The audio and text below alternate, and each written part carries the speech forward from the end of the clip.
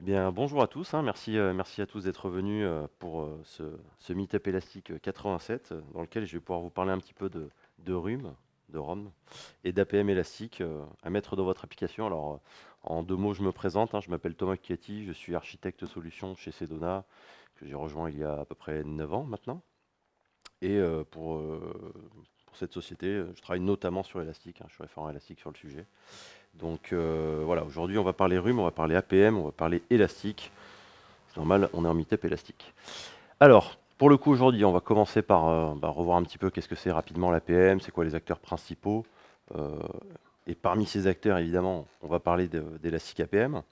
Et on terminera par le RUM, le tout étant accompagné d'une démo, histoire de vous montrer un petit peu la facilité de mise en place de la chose, puis de voir en direct en fait les différents impacts de ce que nous allons faire. Donc on va commencer tout de suite avec l'APM. Alors quelques mots, hein. Qu'est-ce que l'APM? C'est quoi les significations de cet acronyme? Vous en retrouvez deux en général, c'est l'application Performance Monitoring ou l'application Performance Management. L'idée, ça va être de superviser ou de gérer vos performances applicatives. Qu'est-ce qu'on va essayer de mesurer? On va mesurer des choses comme toute la partie infrastructure, mais aussi les applications, que ce soit du back-end, du front-end. En fait, on peut instrumenter beaucoup de choses. On va le voir ensemble. Alors pourquoi est-ce qu'on cherche à faire de l'APM? En règle générale, ça va être la possibilité de pouvoir répondre à deux questions très simples. C'est est-ce que votre application ou votre site est fonctionnel et ou performant? Et dans le cas où ce n'est pas, c'est pas le cas, hein, c'est en panne ou que vous avez des lenteurs ou des problèmes de performance, pourquoi? Donc, grâce à l'APM, vous allez pouvoir optimiser votre application, votre site, en offrant une meilleure expérience utilisateur ou en réduisant les coûts, parce que typiquement, vous allez vous rendre compte que vous consommez beaucoup moins que ce que vous pensiez, donc vous allez pouvoir downsizer, etc. Et ça va passer par la résolution de problèmes de performance, hein. Vous allez pouvoir identifier spécifiquement quels sont les goulots d'étranglement, les points critiques dans votre application. Et ça va aussi faciliter la résolution d'erreurs, puisque surtout si vous avez de la corrélation de log en même temps, vous allez pouvoir identifier plus rapidement à quel endroit se situe le problème. Donc comment ça fonctionne? En général, ça passe par l'installation d'un agent. Cet agent, il va s'occuper de récolter et puis d'envoyer ces données collectées à un serveur, alors on-premise, un service SaaS, ça dépend un petit peu des solutions. Et vous allez prendre ces données collectées, vous allez les afficher et les exploiter dans une interface dédiée qui va généralement s'accompagner de fonctionnalités supplémentaires, par exemple des alertes ou du machine learning, de l'assistance IA, comme on a vu il y a quelques instants. Voilà, ça ne va pas juste se résumer à ça, hein. Ça fait quelques temps maintenant qu'on a des solutions d'APM qui existent, donc les fonctionnalités offertes sont un peu plus élevées. Alors pour les acteurs principaux, j'ai commencé par faire le plus simple, hein. J'ai pris le Gartner et j'ai regardé qu'est-ce qu'il proposait. Et en termes de podium, on retrouve trois grands acteurs, hein. Dynatrace, qui est un peu le leader, on va dire, sur le sujet, qui offre du SaaS ou du on-premise, mais qui n'a pas de palier gratuit. C'est-à-dire que vous avez 15 jours d'essai, mais au-delà de ces 15 jours, vous êtes cuit, vous allez devoir payer. Datadog, même chose, en version SaaS uniquement, mais vous n'avez pas de palier gratuit, hein. Vous allez avoir, je crois que chez 15 jours ou un mois d'essai, mais même chose, vous allez être obligé très rapidement de devoir passer à la caisse, hein. Après, c'est normal, il y a un service rendu. Euh, Vous avez New Relic, qui est un petit peu le challenger entre guillemets, qui offre un service en SaaS uniquement, mais qui a la particularité d'avoir un modèle de pricing différent qui ne se base pas sur uniquement sur le nombre d'utilisateurs ou sur le nombre de nœuds, etc. que vous allez traiter. Ça va se baser sur la quantité de données qui va être traitée. Et vous avez un palier gratuit qui se monte à 100 gigas traités. Donc, c'est respectable, hein, mais il faut se rendre compte que 100 gigas, ça peut aller très vite, hein. Donc c'est bien pour démarrer. Si vous avez une petite structure, une petite application, ça peut faire le travail. Mais voilà. Alors, pour l'information, le graphe que je vous mets là, ça vient du blog de New Relic, hein. Donc forcément, c'est légèrement biaisé.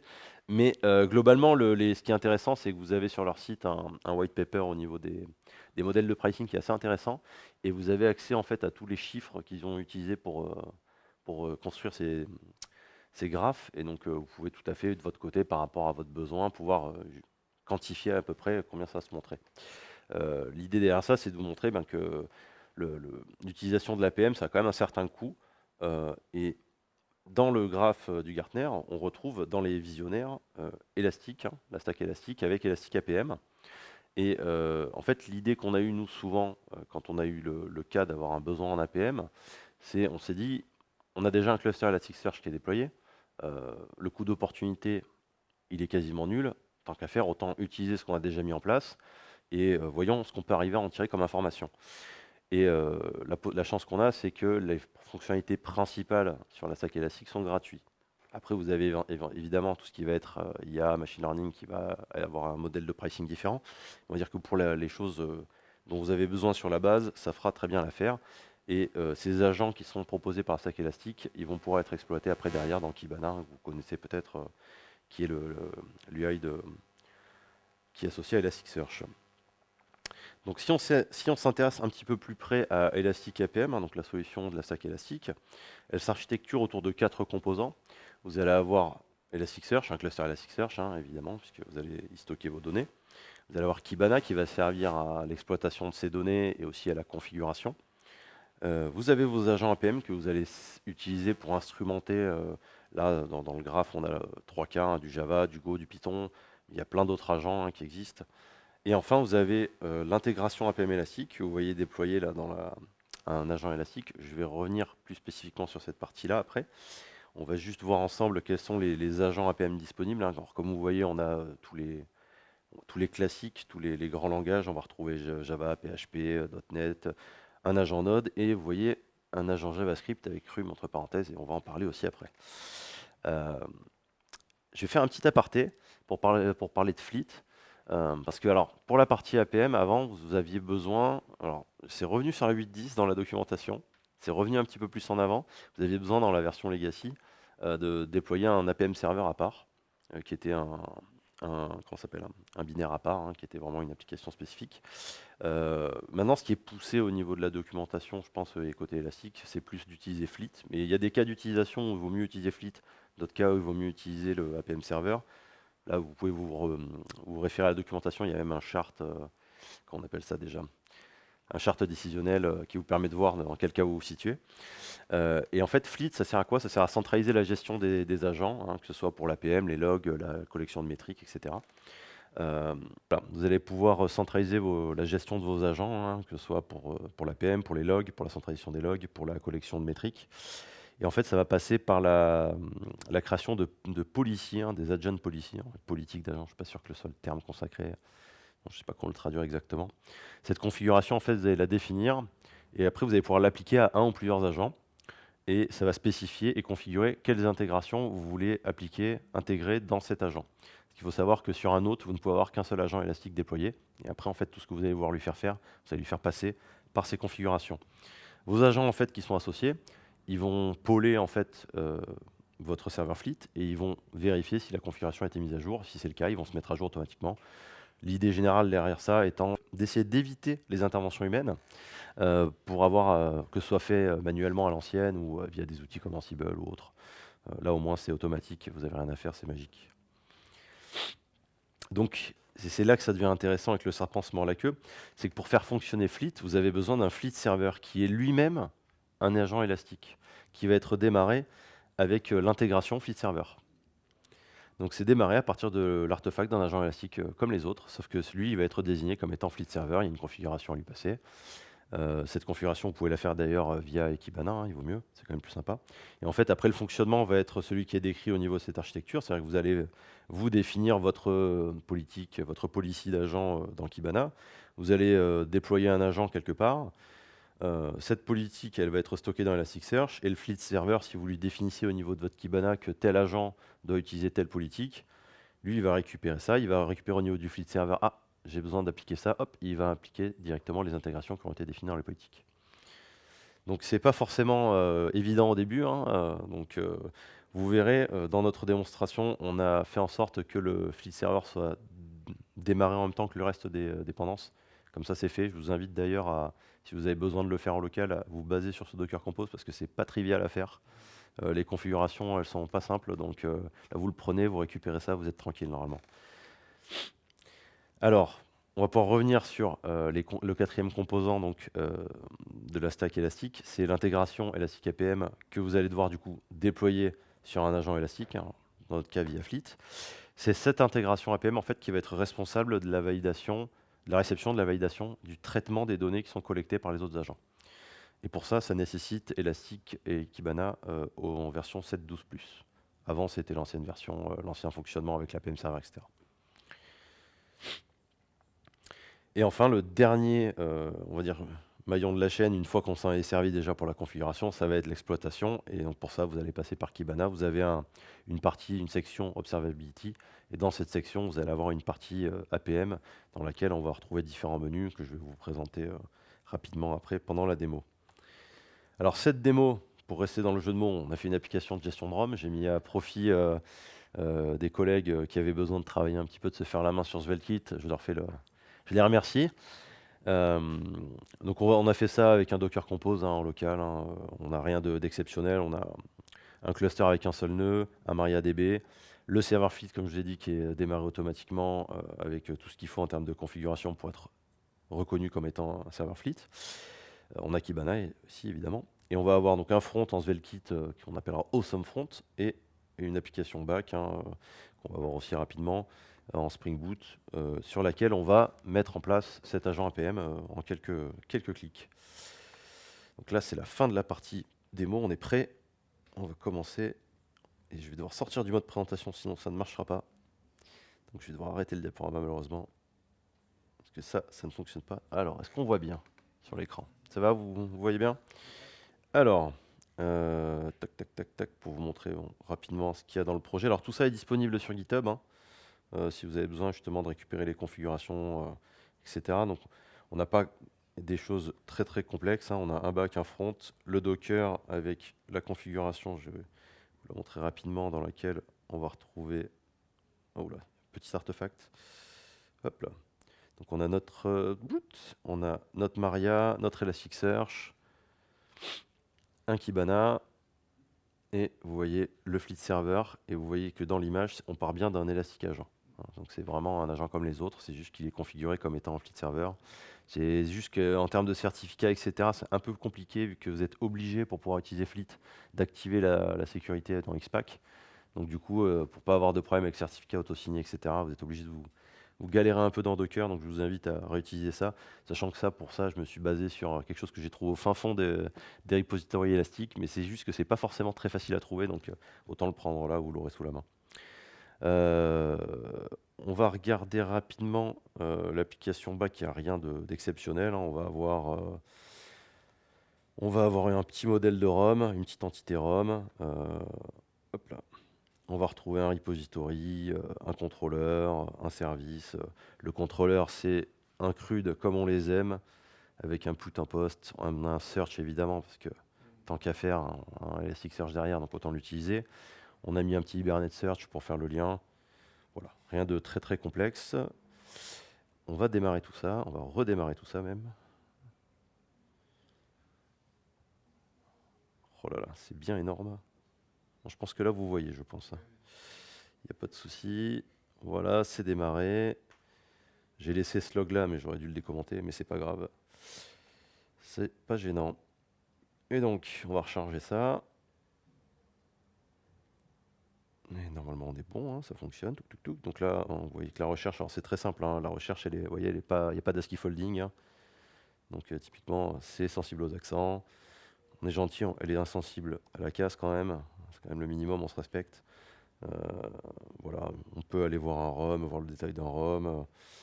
On peut l'éditer, on va lui mettre 70 degrés parce qu'on est des bonhommes. Hop là, tac, tac, voilà, on se balade un petit peu. On a notre Kibana à côté. Je vais recharger quand même pour vérifier que c'est bien lui, qu'il est toujours vivant, voilà. Et on a une section observabilité, on peut la voir là, hop. Et dans cette section observabilité, vous avez une partie APM qui est ici.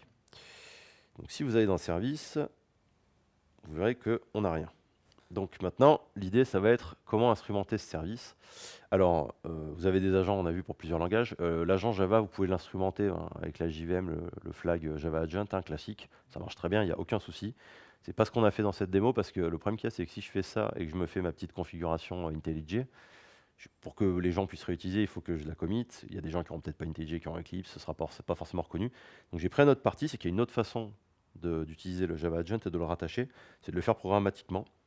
Et donc pour ça, on va aller, donc j'ai fait un petit listener, on va repasser quand même en plein écran parce que sinon c'est pas très lisible. J'ai fait un listener qui attend le startup event de mon application. hop, et on le fait programmatiquement. Alors, c'est pas compliqué, hein, pour le coup, vous allez voir, hein. On a une configuration à définir avec une map et un Elastic APM Attacher. Donc là, notre configuration, elle est relativement simple. On peut aller plus loin, mais là, on part avec une configuration de base. On va définir le nom de notre service. Donc là, on va l'appeler AwesomeBack. C'est comme ça qu'on le reconnaîtra dans l'interface. On a les application packages qui nous permettent de dire ce qu'on veut surveiller. La serveur URL, là, on parle de l'URL de votre serveur Fleet, hein, sur laquelle il va devoir envoyer les données collectées. Ça, c'est juste pour pas avoir de problème par rapport au certificat auto-signé. Et ça, c'est pour que ce soit un petit peu plus lisible. C'est-à-dire que là, vous allez vraiment avoir, au niveau de votre interface, vous allez avoir les verbes HTTP, les chemins HTTP de votre API REST. C'est quand même plus sympa pour lire que ce qu'on a, sinon, c'est pas génial. Et donc, cet Elastic APM Attacher, hein, c'est tout simple. Hein, c'est une dépendance, hein, que vous allez devoir rajouter. Donc là, on est dans du Maven. Voilà, vous avez une petite dépendance APM agent attache et vous pouvez le faire. Mais bon, logiquement, vous n'allez pas le faire comme ça. Vous allez passer par les options de votre JVM, Java Agent, ou passer des paramètres en Java Args et puis c'est réglé, quoi. Donc, tout ça, c'est décommenté. On va redémarrer notre application. Et normalement, on devrait voir dans les logs des choses assez intéressantes. Alors, c'est un peu gros, donc on ne les voit pas très bien. Est-ce qu'on peut réduire un petit peu ou pas? Voilà, là, on commence à avoir des choses intéressantes. Donc, vous voyez, ça démarre. Et vous voyez qu'au démarrage, on voit les informations qu'on a configurées pour notre Java Agent. Donc à partir de là, normalement, sans qu'on ait rien eu de plus à faire, hein, il n'y a aucun autre code, hein, et encore là on a mis du code parce que je vous ai expliqué les raisons pour lesquelles je l'ai fait, mais sans rien faire, hein, on va faire un petit peu, voilà, on va éditer, on va lui remettre les 70 degrés parce que on aime l'alcool fort. Par contre, on va monter peut-être un peu le prix parce qu'il ne faut pas déconner. Ça coûte cher le rhum, hein. On va revenir, on va faire une petite recherche. Voilà, on va remettre un coup de vieux. Le VO peut-être, voilà, histoire de faire quelques requêtes. Et si on va voir dans Service, on va voir apparaître normalement, voilà, AwesomeBack, qui est bien identifié comme étant un service remonté par l'agence Java. Et si on clique là-dedans, on va voir nos transactions. Donc là, par exemple, on voit qu'on a fait un put sur notre ROM. Donc typiquement, c'est quand j'ai fait mon édition. On descend là-dedans. Et vous allez retrouver plein d'informations, hein. Je ne vais pas avoir forcément le temps de revenir sur toutes les informations une par une, mais on va regarder un petit peu ce qui est intéressant au niveau de la timeline. C'est qu'on va voir donc qu'on a fait notre action, hein, qu'on a renvoyé un 200, et on va voir son interaction en fait avec les différents composants derrière, hein. Donc là, on a le AwesomeBack, mais on a aussi notre MariaDB et notre Elasticsearch. Et là où c'est intéressant aussi, c'est que si vous cliquez là-dessus, vous allez avoir la requête qui est exécutée. Donc ça, pour débugger, ça peut être intéressant. Vous n'avez pas forcément le paramètre. Bon, là, en l'occurrence, vu que c'est un put avec l'ID dans l'URL, vous savez que votre ID, ça va être 1. Mais on va dire que sur des requêtes un peu plus compliquées, ce ne sera pas forcément le cas. Et on a même, normalement, alors là, c'est un post. On va aller voir un autre type de trace. On va aller voir un search, par exemple. Si vous allez voir votre search, logiquement, si vous cliquez sur votre span, vous allez voir, voilà, typiquement, là, c'est quand j'ai commencé à taper vieux. Vous voyez la requête qui a été passée, Elasticsearch, elle est aussi disponible. Donc, ça vous permet quand même d'aller assez loin. Là, oui, on a eu 17, hein, donc on peut regarder, hein, et à chaque fois, on va retrouver, je pense, voilà, au fur et à mesure que je le tape, on va retomber sur les différents cas. Intéressant aussi, vous allez avoir une service map qui va être générée automatiquement, qui va vous montrer les liens entre vos différents objets. Donc là, en l'occurrence, on n'a qu'un service pour l'instant, et il tape sur un Elasticsearch et un MariaDB, donc il n'y a rien de très compliqué. Mais il faut s'imaginer que si vous avez des microservices et que vous avez vos différents services qui sont instrumentés, il va vous générer en fait les différentes dépendances, les différentes liaisons qu'il y a entre vos différents services. Vous pouvez aussi accéder à vos dépendances directement par là, hein, ça vous permettra de voir ça. Là, vous avez des informations très basiques, hein, mais vous avez quand même en fait, les informations vues de l'extérieur de la base de données, puisqu'on n'a pas installé d'agent dessus, hein. C'est juste... qu'est-ce qu'on peut voir aussi rapidement, et après je vais avancer. Là, quand on est sur un service Java, votre agent Java, automatiquement, il va récupérer les informations en lien avec la JVM. Donc typiquement, vous allez récupérer les classiques, hein, les tailles de heap, vous allez récupérer les threads, les GC, etc., automatiquement. Donc tout ça, vous avez vu, ça nous a pris pas grand-chose, hein, en termes de travail, et on y accède directement dans notre Kibana. Alors, hop, je vais avancer sur la suite et on va repasser en mode présentation. Tac. Alors, maintenant le rhume. Parce que là, on a vu une partie côté back, mais on aimerait bien voir un peu ce que c'est le rhume, qu'est-ce que c'est pour le front. Alors, le RUM, c'est un acronyme pour Real User Monitoring. L'idée, ça va être de suivre vos interactions utilisateurs avec son navigateur web. Donc là, on va vraiment être sur l'expérience utilisateur réelle. Là, ce qu'on avait comme vision, c'était la vision du point de vue de notre serveur back quand il reçoit ses requêtes. Mais typiquement, si vous avez la requête qui a pris, je ne sais pas moi, 2,5 secondes, ça ne veut pas dire que votre utilisateur, ça a mis 2,5 secondes, parce que lui, il a le temps de rendu, le temps d'appel, etc. Donc, euh, l'avantage qu'on va avoir comme pour l'APM, ça va vous permettre d'identifier des goulots d'étranglement au niveau des perfs, hein. Vous allez avoir une meilleure connaissance aussi des utilisateurs parce qu'en plus des informations de base, on va aussi récupérer les informations qu'on va tirer du user agent. Donc on va savoir quelle plateforme il utilise, quel appareil, quel navigateur, etc. Vous allez aussi pouvoir avoir une meilleure idée du parcours de votre utilisateur parce que vous pouvez identifier euh, quel élément a été cliqué. Donc typiquement, si vous cliquez sur tel bouton et que vous avez bien nommé votre bouton, vous lui avez bien mis les bons attributs, bah, normalement vous saurez qu'il a cliqué sur le bouton Edit. Et si vous avez plusieurs boutons qui permettent de faire la même chose, bah, vous verrez lequel votre utilisateur utilise en priorité. C'est quand même quelque chose d'assez intéressant. Et vous avez des mesures objectives pour le suivi des SLA, parce que là vous avez vraiment le temps complet du rendu navigateur, etc., avec la requête, etc. Alors, pour faire du RUM avec Elastic APM, on a vu plus haut, on a un agent APM JavaScript. Je mets ce petit nota bene, il doit être activé côté APM intégration. C'est le cas par défaut, mais si jamais vous avez commencé à jouer un peu avec la configuration de votre intégration APM et que vous avez décoché ça, vous n'aurez rien. Donc c'est tout bête, hein, Enable Room. Bon. Je vous préviens parce que ça m'est arrivé. Donc c'est que ça peut arriver aux autres. Après, c'est tout simple, hein, c'est une dépendance à installer dans votre application et que vous initialisez un petit peu de la même manière que ce qu'on a fait dans notre code Java, mais cette fois côté JavaScript. Donc, on en parlera un petit peu après aussi rapidement, mais ça c'est dans le cas JavaScript basique. Après, il y a des intégrations pour les gros frameworks React, Angular, Vue, je crois. Je ne sais pas si on a eu des nouvelles depuis, mais bon.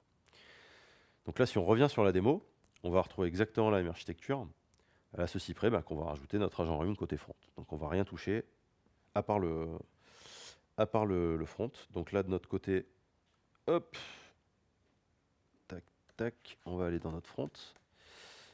Non, on va éviter de déplacer des choses, sinon ça va pas bien se passer. C'est un front SvelteKit très simple, hein, il n'y a rien de fou. Et nous, on l'a mis dans le layout. Hop. Donc là, vous voyez, on retrouve le code que je vous avais mis. On va tout décommenter à deux choses près. Hop. Tac, tac, et tac. Donc là, vous voyez, on retrouve un init APM, le service. Donc là, cette fois, vu qu'on est côté front, on va l'appeler awesomefront pour pouvoir l'identifier comme il faut. On retrouve l'URL de notre serveur APM. Vous pouvez définir des choses, alors je ne l'ai pas fait côté back, mais on peut le faire aussi, il n'y a pas de souci. La version de votre service, l'environnement sur lequel vous êtes, etc. Et juste en faisant ça, et comme je suis pas du tout, j'ai zéro confiance dans le terminal, donc je vais le tuer et je vais le recommencer. Parce que j'ai pas envie d'avoir d'effet démo. Hop, on va retourner sur notre RUM Manager. Il va se recharger. On va recharger, mais on va forcer. Et puis on va cliquer un peu, on va refaire un petit edit. Cette fois, comme j'ai pas redémarré le bac, j'ai toujours mes 70 degrés, donc ça va. On va baisser un peu le prix parce que ça part pas trop bien. Un peu cher, faut pas déconner non plus. On va refaire une recherche. Voilà, on va l'éditer en partant de là, au lieu de passer de l'autre bouton. Voilà, on va descendre le degré d'alcoolémie aussi. Voilà. Et là, donc maintenant, si on regarde du côté d'Elastic APM, du côté Kibana, on va voir apparaître notre deuxième service, le awesomefront. Donc là, même chose, hein, on va retrouver des transactions. Et là, si on va voir, donc là, vous avez la même chose, hein, je ne vais pas m'attarder là-dessus, hein, vous avez les latences, le taux de transaction raté, etc., etc. Là, au niveau de vos transactions, vous avez vraiment, vous voyez, votre awesomefront, votre transaction complète, hein, votre requête HTTP, et vous avez les différents éléments qui constituent en fait le temps de traitement de cette transaction. Et parmi ces éléments, vous voyez qu'on a une recherche là, par exemple, sur localhost 8081 RAM search. Donc nous, on sait à notre niveau que ça, c'est notre back. Si on va dans notre map, qui est générée, on voit que notre front, il dialogue avec notre back, mais qu'il n'est pas reconnu comme le back. Donc c'est un peu dommage. Donc pour ça, en fait, et c'est pour ça que j'ai triché et j'ai pas tout activé, on va passer en Shift F12, vous allez devoir activer deux informations, enfin deux configurations en plus. Donc on va activer ce qu'on appelle du distributed tracing. En fait, ça, vous avez un standard qui existe pour ça, W3C, et vous avez des headers qui sont passés dans les requêtes et qui vont contenir un ID de transaction. Et vous allez pouvoir passer ça, par exemple, si vous avez ça qui est activé, vous avez des microservices qui ça va passer dans 14 services. En fait, ils vont tous faire passer ces headers pour qu'à la fin, vous, au niveau de votre service d'APM, vous sachiez que toutes ces transactions, toutes ces requêtes, toutes ces méthodes qui ont été appelées, elles sont toutes liées en fait à un seul appel au début. Et donc ça c'est quand même bien pratique. Ça passe aussi par l'activation de ce propagate trace state. Et vous pouvez le visualiser facilement avec un inspecter quand vous allez dans l'onglet Network. Si je clique par exemple là-dessus, vous allez voir là, ouais, vous voyez ma requête, mon fetch. Avant mon fetch, j'ai eu un preflight. Et dans ce preflight, si tu veux bien me l'ouvrir. Non, j'ai pas le droit, si. Voilà, hop. Si on regarde dans ce preflight, on voit que dans mes request headers, vous voyez, on a access control request headers et on a trace parent et trace state. Et donc ça, notre réponse header, il va répondre bien sûr, je les accepte. Et à partir de là, mes requêtes, quand elles vont partir, elles vont contenir des headers en plus, le trace parent et le trace state. Et c'est ça qui va permettre, normalement, maintenant qu'on va refaire un peu des modifications, hein, on va l'éditer une dernière fois, on va monter à 50, on va dire que c'est plus du VO. Voilà, c'est juste du vieux. On va le sauvegarder. On va revenir, on va faire une recherche ou deux. Voilà. Hop, VO. Ah bah il n'y a plus de VO. Vieux. Hop, ça marche mieux comme ça. Et maintenant, si on retourne là et qu'on recharge, donc on aura toujours notre service au SOMFront au SOPBACK. On va aller dans les traces d'ailleurs parce que j'ai absolument pas confiance dans les 15 dernières minutes. On va prendre la dernière minute parce que sinon, évidemment, il va me garder ce qu'il y avait avant. Donc là, vous voyez que quand on va dans les traces, on a vraiment tous les clics. Donc si votre clic, votre span, il n'a pas de nom, bah, vous allez avoir 14 transactions différentes qui vont s'appeler click span, vous n'allez pas aller très loin. Donc déjà, ça incite à mettre une bonne pratique, à essayer de nommer les choses, comme ça pour vous y retrouver. Parce que là, typiquement, vous avez votre input, on voit que quand j'ai fait un clic dans mon search input, voilà, je me suis retrouvé. Pareil, là j'ai un clic sur un bouton, ça ne me sert à rien. Je pense que dans n'importe quel site, vous allez avoir un certain nombre de boutons, donc normalement, vous n'allez pas en trouver beaucoup. Vous allez en retrouver beaucoup, pardon. On va aller là-dessus, tiens, typiquement. Et là, normalement, voilà. Là, vous voyez, on part de notre clic sur le search input, on descend sur notre RAM search et il a fait le lien avec notre back. Il sait que c'est rattaché au back. Et derrière, on voit même la requête qui a été déclenchée côté Elasticsearch. Donc là, on va vraiment dans le détail. On sait que sur le clic de tel bouton, ça a déclenché telle requête dans la BDD, telle requête dans Elasticsearch, etc., etc. Et là, on est sur une architecture très simple, quoi. On a un front, un back. Mais si vous commencez à avoir plusieurs services qui dialoguent entre eux, ça commence à être intéressant de savoir tout ce qui a été déclenché par une seule action. Et donc là, du coup, pour identifier, comme on disait, les points un peu critiques, les goulots d'étranglement, c'est quand même bien pratique. Si on retourne sur notre service map, merci, on va mettre 3 minutes, parce que évidemment, voilà, c'est quand même mieux. Là, vous voyez que automatiquement, Elasticsearch, quand il génère la service map, il a fait le lien entre le front, le back, Elastic et MariaDB. Voilà. Donc c'est quand même bien plus utilisable comme ça que ce qu'on a vu juste avant. Donc après, c'est pas adapté à tous les cas. Vous n'êtes pas forcément obligé de faire distributed tracing dans tous les cas, mais en l'occurrence, dans ce genre de cas, c'est quand même bien pratique. Et voire plus si c'est un petit peu plus compliqué. Et c'est tout pour la démo. Donc si vous voulez aller plus loin, il faut savoir que vous pouvez définir vous-même des transactions ou des spans personnalisés, c'est-à-dire que vous pouvez programmatiquement démarrer, dire voilà par exemple, ça m'intéresse de savoir, de définir un span pour, je sais pas moi, dans le côté back, à un moment on parse du JSON, à un autre moment on va faire appel à telle chose, etc. Mais qui va pas forcément être visible, qui va être juste vu comme un seul span au niveau de votre interface. Vous pouvez le faire, il n'y a pas de souci. Il faut savoir qu'Elastic APM est compatible avec OpenTelemetry, donc si vous avez des choses qui envoient qui dialogue en OTLP, tout ça, il n'y a pas de souci, c'est supporté. Et je l'ai dit un peu plus tôt, côté RUM, vous avez des intégrations spécifiques pour React, AngularVue, pour ne pas avoir à faire ce que j'ai fait à la main. Vous avez les infos dans la documentation là-dessus, il n'y a pas de problème. Ce qu'il faut savoir, c'est que si vous avez des gros impacts sur les performances, parce que vous mettez ça sur votre prod et que vous voulez savoir les choses, vous n'êtes pas obligé de parser 100% des requêtes, de sampler 100% des requêtes. Vous pouvez réduire, peut-être descendre à 25% des requêtes, à analyser qu'une requête sur 4, ça vous réduira un peu la charge. De la même manière, vous pouvez désactiver certaines instrumentations histoire de limiter un peu l'impact. Et si jamais le sujet vous intéresse, hein, le sujet APM vous intéresse, vous avez le Meetup ElastiqueFR numéro 82 qui parlait alors plus de la corrélation avec les logs. J'ai pas eu le temps là aujourd'hui, on était un peu en speed, un peu en retard, donc j'ai pas eu le temps de rentrer là-dessus. Mais en gros, après, vous pouvez avoir accès aux logs qui sont liés à vos traces. Donc du coup, là, on va encore plus loin dans l'identification de vos problèmes et c'est vraiment pratique. Donc je vous invite aussi à regarder ce Meetup, cette retransmission de Meetup, parce qu'elle est vraiment intéressante et dans la lignée de ce sujet.